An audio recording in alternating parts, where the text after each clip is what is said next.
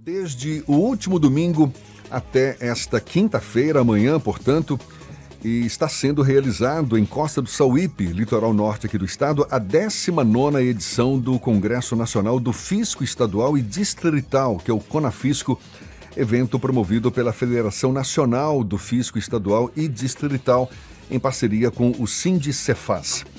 Assuntos como tributação, justiça social e inovação estão sendo discutidos. A gente fala mais sobre esse tema, conversando agora com o presidente da FENAFISCO, Federação Nacional do Fisco Estadual e Distrital, o auditor fiscal da Secretaria da Fazenda de Pernambuco, Francelino Valença. Um prazer, muito obrigado por aceitar nosso convite. Bom dia, Francelino. Bom dia, Jefferson Beltrão, bom dia aos ouvintes da rádio. É uma satisfação estar aqui com vocês, participando neste momento de um debate com um tema tão caro a todos nós. E vocês estão com uma vasta programação de debates neste evento em Costa do Sauípe. Um deles é o lançamento do estudo Barões da Dívida. Que documento é esse? Que vai ser lançado hoje, inclusive, não é isso, Francelino? Barões da Dívida é um estudo que a FENAFISCO está realizando ainda, realizamos e continuaremos realizando com dois especialistas, que é o doutor Juliano e a doutora Thalita, sobre os valores que grandes corporações do nosso país devem ao Estado brasileiro, fruto, da dívida tributária. São valores, como eu poderia dizer, no linguajar assim, mais popular para que todo mundo entenda, e me permitam o termo, mas são valores escandalosos. Estamos falando de bilhões, praticamente 1 trilhão de reais que estão na mão de grandes corporações que devem ao nosso Estado. Aqui, quem são esses grandes devedores? Tem questões que envolvem sigilo fiscal, a gente sabe que tem essa delicadeza, mas os números são também acessíveis. Quem é que resiste tanto a pagar os impostos que, afinal de contas, a população precisa para ter atendidas as suas demandas, né? O interessante nesse caso é que o sigilo fiscal ele é aplicado durante a autuação e demais dados do contribuinte, mas a dívida pública, ela, como o próprio nome já diz, já a define, ela é pública. É para todo mundo ter acesso. E nem em todos os estados esses números estão fáceis, porque esses valores são oriundos daquele, em tese, em controvérsia, dívida que esses contribuintes têm. No caso de já terem sido autuados, teriam sido julgados, ou o contribuinte teria perdido seu prazo para defesa, o que é muito incomum isso acontecer, mas são dados públicos. O que eu vou adiantar neste momento, que isso aqui vai ser daqui às 10 horas que a gente vai dar começando essa apresentação, é que grandes corporações nos ramos da telecomunicações, da siderurgia, de bebidas, por exemplo, empresas que estão listadas na Bolsa de Valores, são essas grandes devedoras. E nós iremos, sim, na nossa relação, na nossa lista, nominar os devedores. E qual o impacto que isso tem numa empresa que opera na Bolsa, por exemplo? Já que os governos são sempre muito cobrados em relação ao equilíbrio de suas contas, etc. Uma empresa que deve tantos tributos, assim, ela é bem avaliada na Bolsa de Valores, o mercado se incomoda com isso ou só cobra equilíbrio nas contas públicas? Bom, Ernesto, o nosso país uma característica sui generis. Parece que a dívida ativa não é nenhum problema para as grandes corporações que estão listadas na Bolsa de Valores. Inclusive, suas ações são muito bem avaliadas, Algumas são consideradas blue chips. Então, parece que o mercado não vê com maus olhos, dever ao Estado. Inclusive, o nosso estudo aponta que algumas dessas corporações elas estariam usando os valores da dívida pública, os valores que deveriam ser aplicados na prestação de serviço à sociedade, serviços tão necessários, tão importantes, fundamentais, para fazer dele caixa para novos investimentos. Então, em vez de pegar financiamentos através de bancos ou através do seu próprio caixa, elas utilizam o valor do tributo devido, para catalisar as suas aplicações, diversificar seus investimentos e ter mais lucro. E qual é a condição que o poder público tem de executar essas dívidas? Porque são muitas possibilidades de recursos, de medidas protelatórias. A gente sabe que tem a Procuradoria-Geral da Fazenda, no caso do governo federal, os estados também, seus mecanismos, mas demora muito para um processo desse, para chegar ao final e colocar o dinheiro no caixa do estado? Bom, demora muito. Demora muito. Inclusive, ontem foi aprovado um projeto na Câmara dos Deputados, o PLP 17, que se chama de, era o nome de Codefesa do Contribuinte, nós o chamamos carinhosamente Codefesa do Sonegador. Nós não somos contra instrumentos legislativos ou mecanismos de proteção do abuso, do excesso, né, mas não um projeto que praticamente impede e dificulta a fiscalização daquelas grandes empresas, corporações que são bem estruturadas e facilita, por incrível que pareça, não só a sonegação fiscal, mas os crimes fiscais eles serão mais cotidianos, digamos assim. Em relação à arrecadação dessa dívida, nós temos um percentual ínfimo e muito ruim. Ele está na faixa, eu acho que eu queria dizer agora, neste momento, daqui a pouco vai ser divulgado isso, mas em torno de 1% a menos de recuperação da dívida ativa. São dívidas, tem corporações que devem há muitos anos, e a estrutura do Estado, devido inclusive ao movimento que nós estamos vendo e vimos ao longo dos últimos anos, de enfraquecimento das estruturas públicas, facilitam, né, sobremaneira esse trabalho de não pagamento da dívida pública. O interessante é que o cidadão comum se deve a uma instituição financeira, se deve a um comércio, ao comprar algum produto e não pagar, ele fica negativado no Serasa, não consegue pegar mais empréstimos, a vida dele se torna uma vida muito difícil financeiramente falando, para fazer qualquer outra compra, operação, inclusive utilizar cartão de crédito, né, para poder comprar, inclusive consumir alimentos. Mas nessas grandes corporações é o contrário, parece que dever é uma coisa boa, né, e que se não devesse, não ganharia tanto lucro e não teria a distribuição de tantos dividendos.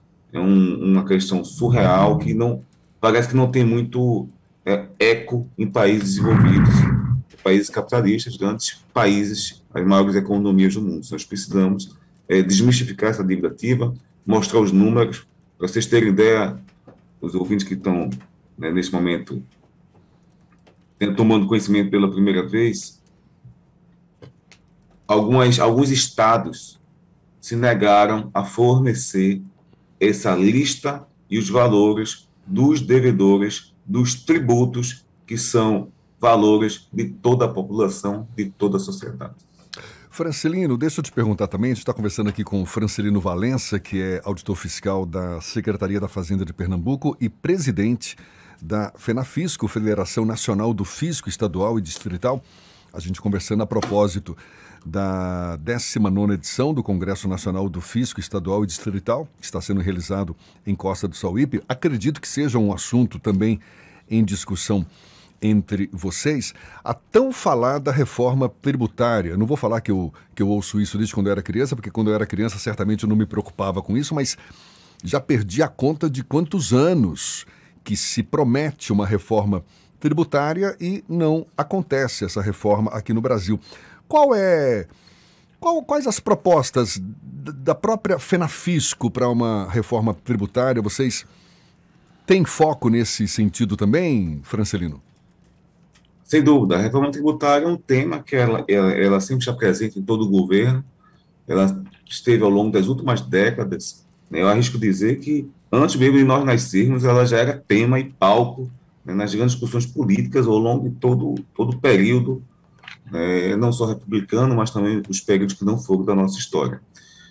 A FENAFISCO, tendo as propostas de reforma tributária, a FENAFISCO fez um estudo, né, há alguns anos, com mais de 40 especialistas.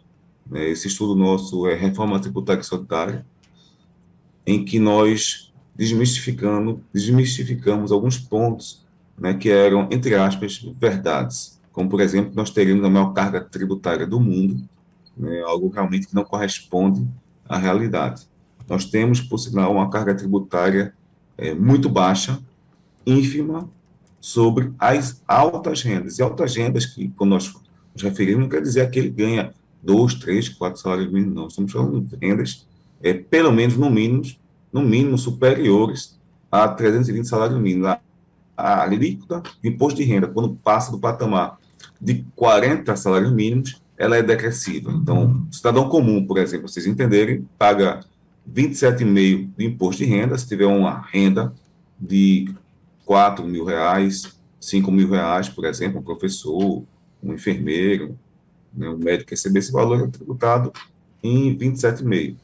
Mas grandes investidores que recebem por ano milhões, se for distribuído sobre lucros e dividendos, por exemplo, essa renda não é sequer tributada. Não se paga R$ 1.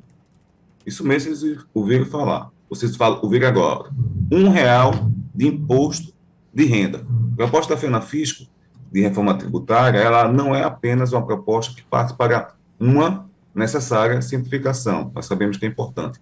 Mas ela muda a lógica do nosso sistema, mantendo a carga tributária atual, mas modulando, reduzindo sobre o consumo, e sobre o consumo, de fato, nós temos as maiores cargas tributárias dos países que compõem a OCDE, nesse comparativo, e transferir ela para a renda.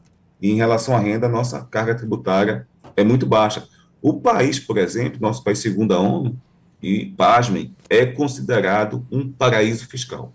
A reforma tributária é um tema que vem se arrastando aí ao longo dos anos. Agora, um outro assunto que ganhou destaque mais recentemente, a gente acompanhou essas discussões no Congresso Nacional sobre o ICMS, não é? Redução do ICMS, inclusive para se conseguir um preço mais baixo dos combustíveis.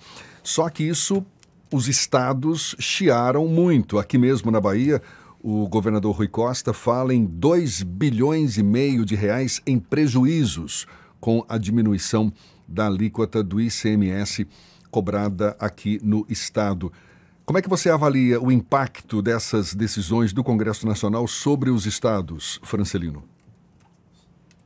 Bom, enquanto a gente discutia a reforma tributária ao longo dos últimos anos, de forma assodada, num tempo extremamente curto, e algo inimaginável aconteceu. Se teve uma retórica, um discurso, que o grande vilão do aumento dos combustíveis seria as alíquotas do ICMS, colocaram e disseram, propalaram que seriam alíquotas absurdas e que estariam causando esse aumento, quando, na verdade, o aumento dos impostos sobre os combustíveis foram dois fatores. A guerra da Ucrânia e Rússia, e o segundo, a política de paridade internacional de combustíveis pela Petrobras, porque as alíquotas de ICMS, durante os 25 últimos anos, praticamente se mantiveram inalteradas, eram as mesmas alíquotas. Agora, lógico, se a mercadoria fica um pouco mais cara, ela sobe o valor nominal do tributo também. Não dá para comparar uma alíquota de ICMS de 25% sobre um produto que custou R$1, e quando esse produto passou a custar 6, 7, 8 reais, lógico que o valor nominal aumentou, mas a alíquota não.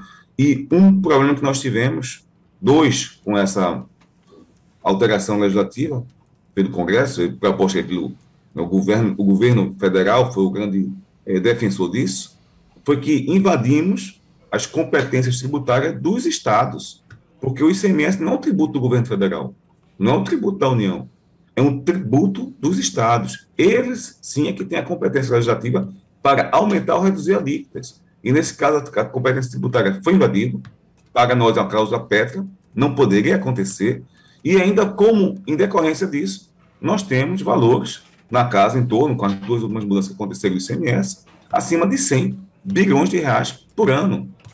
A pergunta, quem vai suprir os cofres públicos, estaduais e municipais, já que 25%, um quarto, é transferido para os municípios, para que possa ser prestada o necessário serviço à população, como, por exemplo, na área de saúde, tão cara, como você estava falando há pouco tempo, vocês estavam falando, com o retorno da Covid.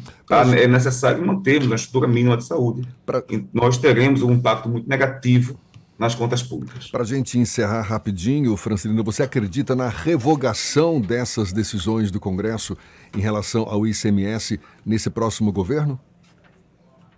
Bom, esperamos que ela possa ser revogada, sem sombra de dúvida. O mundo todo, por exemplo, tributa combustíveis poluentes fósseis com alíquotas extremamente pesadas para desincentivar esse consumo e aumentar e desenvolver novas tecnologias, consumos de veículos e uma frota mais, como a gente pode dizer, com menos dano ambiental. E o Brasil, até nisso, vai na contramão. O Brasil reduz a tributação, incentivando que nós tenhamos veículos e continuemos com veículos poluidores. Esperamos que sim, essa questão também está sendo debatida no STF, né, que de uma forma ou de outra nós tenhamos essa correção. Ou caso contrário, pode ser feito aquilo que nós defendemos, pode manter a redução, mas os estados teriam que ter uma participação numa tributação direta, numa tributação sobre a renda, impostos hoje que estariam no governo federal, por meio de contribuições para reduzir o repasse, para que nós possamos corrigir essa coação de forma mais justa para toda a população, porque, de fato, no final, os serviços dos estados e dos municípios, eles têm um destinatário, que não é a própria estrutura estatal, mas é o benefício e a manutenção desse tardio estado de bem-estar social para todos nós, toda a nossa sociedade.